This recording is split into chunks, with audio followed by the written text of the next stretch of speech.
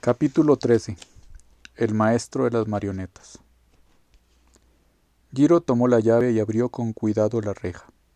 Desde el teatro se escuchaba la voz de Toyoyaki, uno de los recitadores mayores, entonando el acto. Nadie estaría vigilando la bodega en un momento en que todos se hallaban tan atareados, pero instintivamente se volvió y examinó el patio antes de deslizarse hacia adentro y cerrar la reja. Colocó la llave dentro de su banda y se abrió paso por la mohosa oscuridad hacia las escaleras.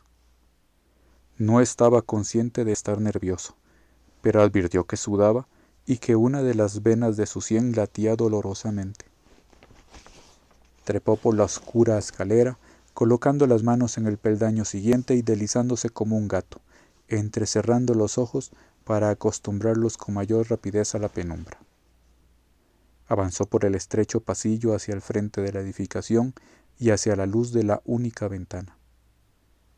Una vez allí, se empinó y buscó con las yemas de los dedos sobre la parte superior de la ancha viga para encontrar la espada, pero fue más difícil de localizar de lo que creía. Finalmente, levantó un pequeño baúl de la pila, lo colocó enfrente de la ventana y al lado de la viga central y subió en él para mirar mejor. La espada había desaparecido. Intentó contener su pánico. Debía estar allí, solo que estaba demasiado oscuro para ver la funda negra esmaltada. Recorrió con las manos toda la viga central y lo único que consiguió fue llenarlas de polvo. Tenía que estar en la viga central. El resto de la habitación estaba lleno de cajas y baúles. No podía haberse equivocado acerca del lugar donde se encontraba la espada. Alguien la había tomado. Bajó del baúl y se sentó sobre él. Se disponía a llevarse las manos a la cara cuando recordó cuán sucias estaban. Las limpió metódicamente sobre los pantalones. ¿Qué haría ahora? Sin la espada, Okada quizás no le creería. Incluso si lo hiciera, no tendrían pruebas para confrontar a Yoshida. Quedaba la cesta, pero la había visto hacía mucho tiempo, con un arreglo otoñal.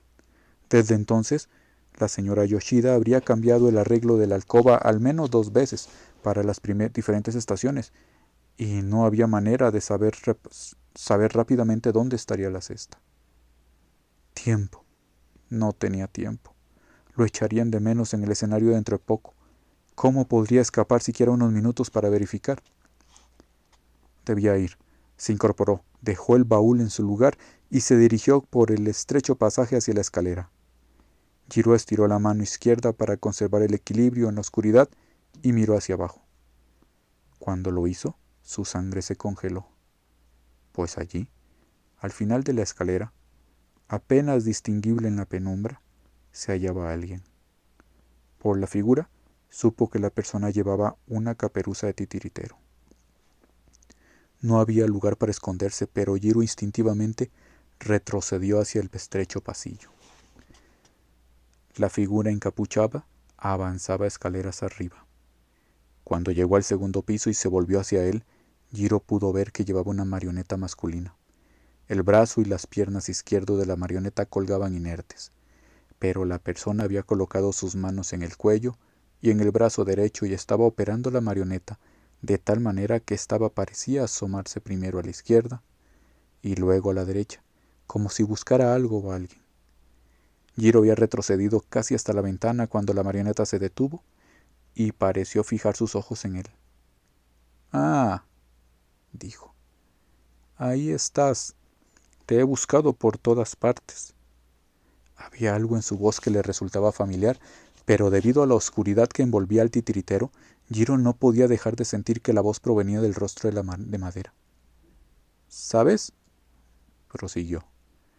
«¿Cuán peligrosa puede ser la curiosidad?». Jiro retrocedió contra la ventana, pero la marioneta permaneció donde estaba. «¿Recuerdas la historia de la campesina que era cortejada por un apuesto pretendiente? No se contentó con que aquel noble personaje se dignara fijarse en una muchacha ordinaria como ella. Deseaba saber quiénes eran sus nobles padres y dónde se hallaba su casa ancestral». La marioneta se agitó levemente y la luz de la ventana se detuvo sobre algo que brillaba en su mano derecha. Jiro reconoció inmediatamente la espada de la marioneta, que como todos los objetos utilizados en la NASA, eran perfecta en todos sus detalles. «La muchacha, ¿la recordarás?», le preguntó a su nodriza cómo podría averiguar la identidad de su amado. La anciana le entregó una aguja, tan afilada como mi espada. La aguja estaba enhebrada y cuando su amante partió, la muchacha la clavó entre sus ropas. Luego, poco tiempo después, ella y la nodriza siguieron el hilo. Este las condujo afuera de la ciudad y a lo más profundo del bosque hasta que desapareció en una cueva. Jiro naturalmente conocía la historia, pero aguardó con la garganta seca a que la marioneta terminara. La vieja nodriza encendió una lámpara y las dos mujeres curiosas penetraron en la cueva y ¿qué hallaron sino una enorme serpiente retorciendo de dolor con la aguja clavada en el cuello? La marioneta comenzó a retorcerse sosteniendo la espada delante de sí. Se aproximó a Jiro en una especie de danza horripilante. «Pobre Jiro», fueron aquellas palabras las que permitieron a Jiro reconocer la voz. «¿Por qué estás atemorizado? Fuiste tú quien clavó la aguja en la carne de la serpiente». «¿Okada?». Jiro apenas podía susurrar el nombre. «¿Okada? Deseas enviar un mensaje a Saburo, ¿verdad?». «Sí, pero...». La figura encapuchada se inclinó. «¿Pero cómo? ¿Cómo puede un anciano cego ser el arrollador Saburo?». El recitador colocó la marioneta en el suelo y se levantó la caperuza. «Ah, pequeño Jiro, cometes el mismo error de todos. Yoshida es famoso en todo Okada como el maestro de marionetas de la NASA, cuando soy yo quien en realidad manipula a Yoshida». Rió con su extraña risa. «Sí, Saburo tiene muchas marionetas.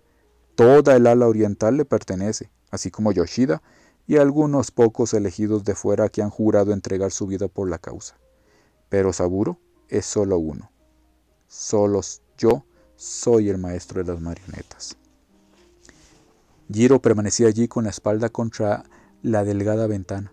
Apenas respiraba, como si al no emitir sonido alguno pudiera tornarse invisible para el ciego. Sin embargo, Okada avanzó un paso más hacia él.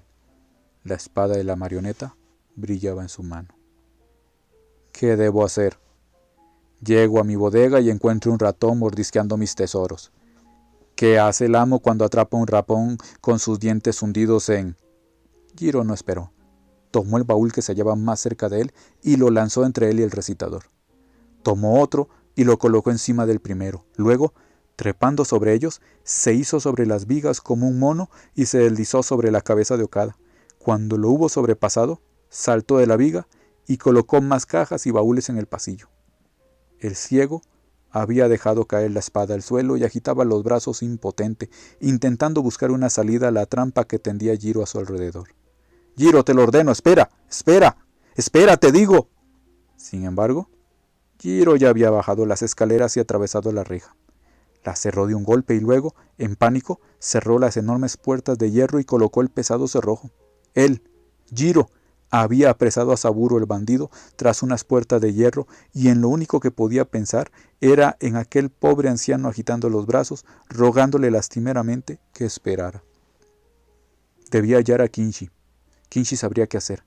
Atravesó corriendo el patio, pero cuando llegó a la puerta, alguien lo asió por el brazo. «¿Dónde demonio te habías metido?». Las facciones habitualmente plácidas de Mochida estaban contorsionadas por la furia. Yoshida Kinshi ha desaparecido y debes reemplazarlo en los pies de Akoya. Okada está enfermo y no puede continuar, créeme». Y Mochida sonrió lúgubremente. «El maestro está de un humor terrible, así que ten cuidado». Mientras hablaba, Mochida vestía a Jiro con el kimono negro.